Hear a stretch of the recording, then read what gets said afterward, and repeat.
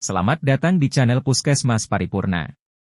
Kali ini kita akan membahas tentang hubungan antara instrumen akreditasi klinik, dokter praktek mandiri, dan puskesmas.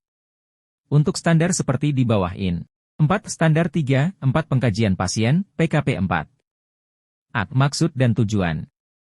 Proses kajian pasien menentukan efektivitas asuhan yang akan dilakukan. Ketika pasien diterima di klinik untuk memperoleh pelayanan klinis perlu dilakukan kajian awal oleh tenaga medis, keperawatan, kebidanan dan tenaga pesuhan lainnya. Isi minimal kajian awal. 1. Status fisik. 2. Psikososial spiritual. 3. Riwayat kesehatan pasien. 4. Riwayat penggunaan obat. Dan 5. Screening gizi pasien. Kajian ulang berisikan perkembangan pasien dan dievaluasi secara berkala dengan form catatan perkembangan pasien terintegrasi, CPPT. Elemen penilaian. Kelengkapan bukti. 1. Ada bukti dilakukan kajian pasien oleh PPA dalam penetapan diagnosis yang dituangkan ke dalam rekam medis. 1. Terdapat bukti dokumen pengkajian pasien oleh PPA dalam penetapan diagnosis yang dituangkan ke dalam rekam medis. 2. Melaksanakan observasi pengkajian pasien oleh PPA. 2. Kajian awal sekurang-kurangnya memuat data 1-5. Terdapat bukti pengkajian awal sekurang-kurangnya memuat data. 1. Status fisik. 2. Psikososial spiritual. 3. Riwayat kesehatan pasien. 4. Riwayat penggunaan obat. 5. Screening gizi pasien. Pengkajian awal dilakukan 1x24 jam. 3. Kajian ulang dibuat dalam bentuk CPPT dan terdokumentasi di rekam medik. Terdapat bukti pengkajian ulang yang dibuat dalam bentuk CPPT dan terdokumentasi di rekam medik. Berikut akan dijelaskan persamaan atau hubungannya dengan instrumen akreditasi dokter praktek mandiri. Pengkajian. Standar 2.2. Pengkajian. Kajian medis dilakukan secara paripurna untuk mendukung rencana dan pelaksanaan pelayanan. Kriteria 2.2.1. Proses kajian medis dilakukan secara paripurna, mencakup berbagai kebutuhan dan harapan pasien, keluarga. Elemen penilaian. 1. Terdapat prosedur kajian medis untuk mengidentifikasi berbagai kebutuhan dan harapan pasien dan keluarga pasien. 2. Proses kajian dilakukan oleh dokter yang kompeten untuk melakukan kajian. 3. Pemeriksaan dan diagnosis mengacu pada standar profesi dan standar asuhan. 4. Prosedur kajian menjamin tidak terjadi pengulangan yang tidak perlu. Kriteria 2.2.2. Hasil kajian dicatat dalam catatan medis dan mudah diakses oleh dokter yang bertanggung jawab terhadap pelayanan pasien. Elemen penilaian. 1. Dilakukan identifikasi informasi apa saja dibutuhkan dalam pengkajian dan harus dicatat dalam rekam medis. 2. Informasi tersebut meliputi informasi yang dibutuhkan untuk kajian medis, kajian penunjang medis, dan kajian lain yang diperlukan. Kriteria 2.2.3.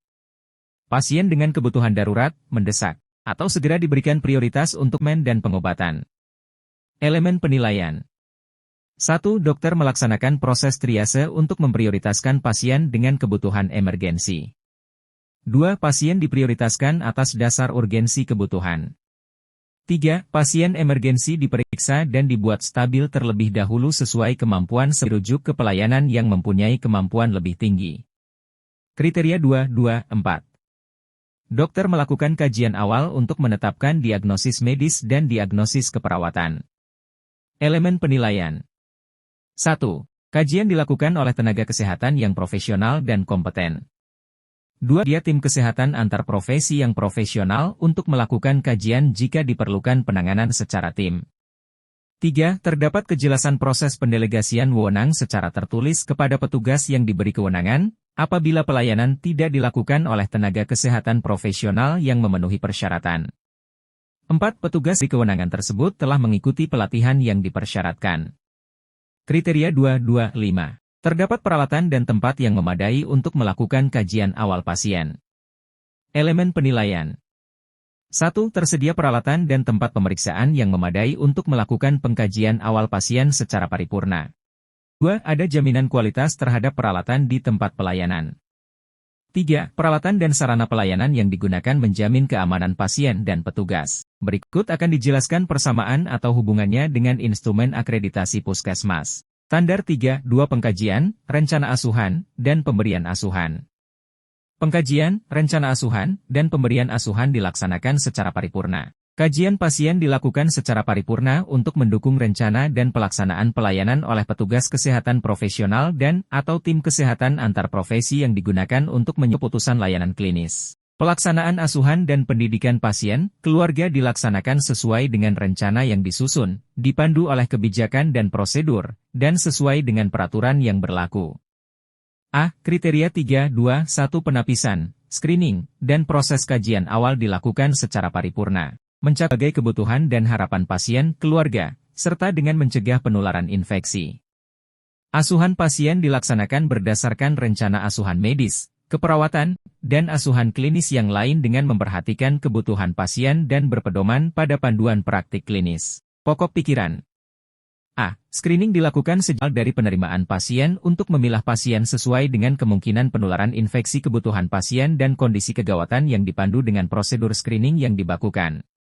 B. Proses kajian pasien merupakan proses yang berkesinambungan dan dinamis, baik untuk pasien rawat jalan maupun pasien rawat inap.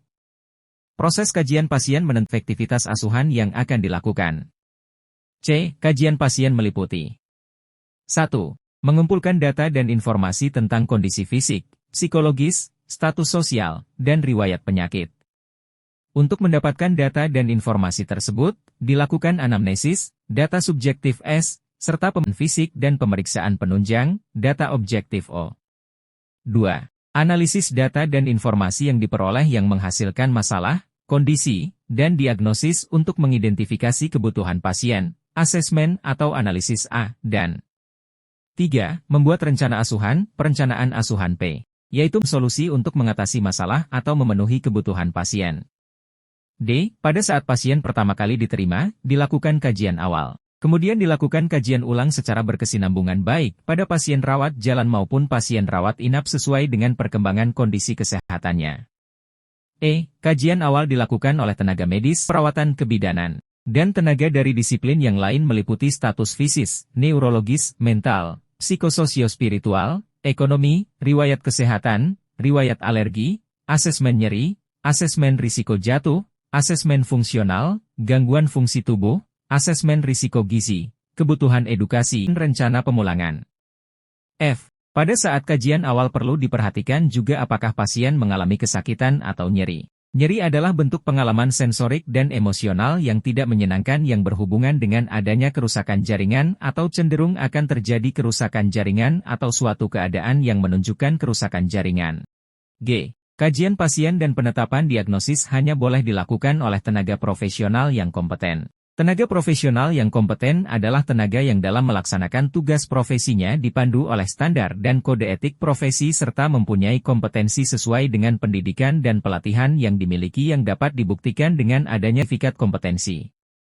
H. Proses kajian tersebut dapat dilakukan secara individual atau jika diperlukan dilakukan oleh tim kesehatan antar profesi yang terdiri atas dokter, dokter gigi, perawat, bidan, dan tenaga kesehatan pemberi asuhan yang lain sesuai dengan kebutuhan pasien. Jika dalam pemberian asuhan diperlukan tim kesehatan, dilakukan koordinasi dalam penyusunan rencana asuhan terpadu. A. Dilakukan screening dan pengkajian awal secara paripurna oleh tenaga yang kompeten untuk mengidentifikasi kebutuhan pelayanan sesuai dengan panduan praktik klinis, termasuk penanganan nyeri dan dicatat dalam rekam medis. R. D. O. W. 1. SK Pelayanan Klinis tentang Pengkajian, Rencana Asuhan, Pemberian dan Pendidikan Pasien Keluarga.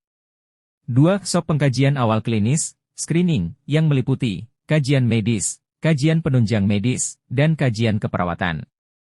3. SOP Penulisan rekam medis termasuk penulisan jika ada penanganan nyeri, lokasi nyeri. 1. Hasil pengkajian awal perawat dan dok dituangkan ke dalam form pengkajian screening. 2. Telah rekam medis jika ada keluhan nyeri.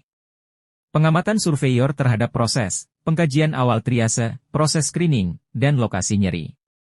Dokter, perawat, bidan penggalian informasi terkait screening dan pengkajian awal secara paripurna dalam mengidentifikasi kebutuhan layanan pasien. B. Dalam keadaan tertentu jika tidak tersedia tenaga medis, dapat dilakukan pelimpahan wewenang tertulis kepada perawat dan/atau bidan yang telah mengikuti pelatihan, untuk melakukan kajian awal medis dan pemberian asuhan medis sesuai dengan kewenangan delegatif yang diberikan. R. D. 1. Pelimpahan wewenang. 2. SOP pelimpahan wewenang. 1. Dokumen kualifikasi petugas yang dilimpahkan sesuai dengan yang ditetapkan dalam surat keputusan Kepala Puskesmas. 2. Telah RM, bukti dilakukan kajian awal medis dan pemberian asuhan medis sesuai dengan kewenangan delegatif yang diberikan. C. Rencana dibuat berdasarkan hasil pengkajian awal, dilaksanakan dan dipantau, serta direvisi berdasarkan hasil kajian lanjut sesuai dengan perubahan kebutuhan pasien. D. W. 1. Telah rekam medis. 2. Bukti dilakukan asuhan pasien sesuai rencana, PPK, dan SOP. SOAP. Ya, tidak ada pengulangan yang tidak perlu. S. Subjektive. O. Objektive. A. Assessment. P. Planning. Dokter, perawat, bidan, petugas gizi dan farmasi tentang asuhan kolaboratif penggalian informasi terkait rencana asuhan. D. Din asuhan pasien. Termasuk jika diperlukan asuhan secara kolaboratif sesuai dengan rencana asuhan dan panduan praktik klinis dan/atau prosedur asuhan klinis agar tercatat di rekam medis dan tidak terjadi pengulangan yang tidak perlu. D. W. Catatan perkembangan pasien terintegrasi CPPT. Dokter, perawat, bidan, petugas gizi dan farmasi tentang asuhan kolaboratif penggalian informasi tentang asuhan secara kolaboratif.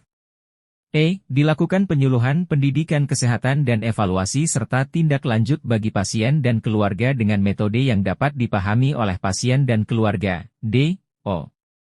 1. Bukti di pemberian penyuluhan pendidikan kesehatan kepada pasien keluarga. 2. Evaluasi pemahaman pasien dan keluarga. 3. Tindak lanjut sesuai hasil evaluasi. Pengamatan surveyor pelaksanaan penyuluhan pendidikan kesehatan bagi pasien dan keluarga.